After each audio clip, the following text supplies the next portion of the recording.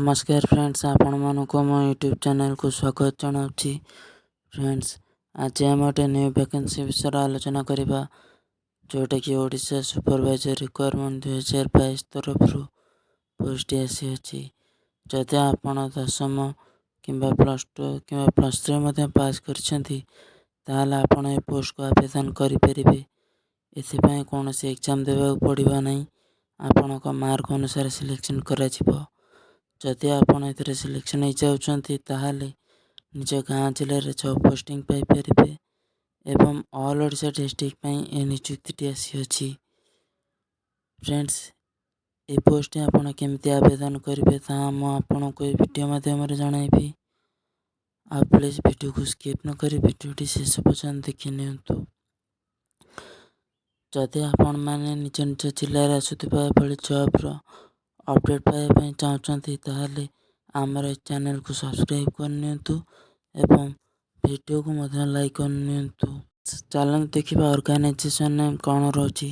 Organisation name रहबा आपनकर जिला स्वास्थ्य समिति under national health mission government of Odisha. एथिरे ऑल ओडिशा कैंडिडेट मध्य आवेदन कर परिबे। जेंडर रोची उभय पुरुष और महिला। टोटल पोस्ट यदि देखिबा total post various post vacancy रही। अप्लाई मोड यह आपण ऑफलाइन थ्रू रे आपण आवेदन करेंगे, जोटा कि स्पीड पोस्ट किंबा रजिस्टर पोस्ट माध्यम रे यह आपण आवेदन करें। एप्लिकेशन फीस रोची है संपूर्ण मागणा। यह आपण फ्री रे आवेदन करें both SC ST and general. Application post name जो देखिबा पोस्ट नेम रोची block program manager, work consultant, counsellor रोची, डाटा असिस्टेंट, अकाउंटेंट रोची, सोशल वर्कर रोची, सुपरवाइजर रोची। सैलरी विषय जदि कथा है, सैलरी रहा आपणकर 14,000 रु 35,000 पर मंथ। जॉब टाइप रोची government job. NHM requirement 2022। Age limit रोची 21 रु 45 वर्ष। सिलेक्शन प्रोसेस इंटरव्यू हम एवं डॉक्यूमेंट वेरिफिकेशन हम। जदि डॉक्यूमेंट वेरिफिकेशन आपन को कौन कौन डॉक्यूमेंट दरकार होची ता हम आपन कह रखुची।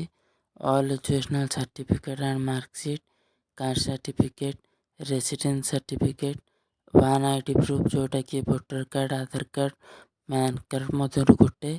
जॉब लोकेशन रहा अक्रॉस इंडिया और ओडिशा।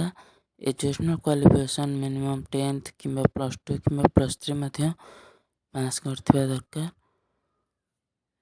एथरा आपण केमती आवेदन करेंगे मु आपण को वीडियो डिस्क्रिप्शन में 2टी लिंक देवी, जोटा कि ऑफिशियल वेबसाइट एवं डाउनलोड नोटिफिकेशन PDF फाइल। आपण जाकि से 2टी लिंक को चेकआउट करने भल भाव तापर जाकि आपण आवेदन कर परिबे। स्टार्टिंग डेट रोची ऑलरेडी स्टार्ट हो सारी। लास्ट डेट रोची 20 जुलाई 2022। जल्दी जाकि यहाँ को आपण आवेदन करनियंतु।